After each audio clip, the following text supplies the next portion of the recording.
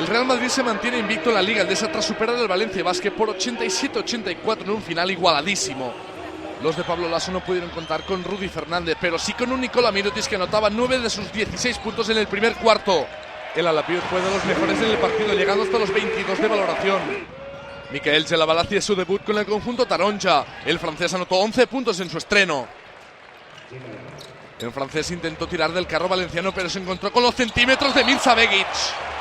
El cuadro blanco estaba siendo muy solvente en defensa y también en ataque, aprovechando los buenos minutos de un Felipe Reyes que fue el mejor hombre del partido con 26 de valoración.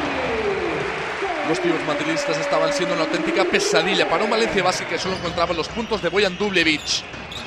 El montenegrino firmó una gran actuación con 21 puntos.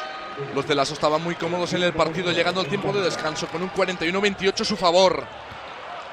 Pero el Valencia Basket reaccionó de la forma más increíble, parcial de 2-16 para el conjunto taronja, con canastones como este de Stefan Markovic. Pero si algún protagonista tuvo este tercer cuarto fue Justin Dolman. El norteamericano anotó 11 de sus 19 puntos en este periodo, permitiendo a Valencia Basket llegar a tan solo un punto antes de los últimos 10 minutos. Unos minutos en los que el Real Madrid no pudo escaparse de un pegajoso Valencia Basket. Tuvo que ser la magia de Sergio Llull la que rompiera el partido. 5 arriba para el Real Madrid a falta de 25 segundos para el final. Pero los de Peraseville no se iban a dar por vencidos pese a la exhibición final del Balear.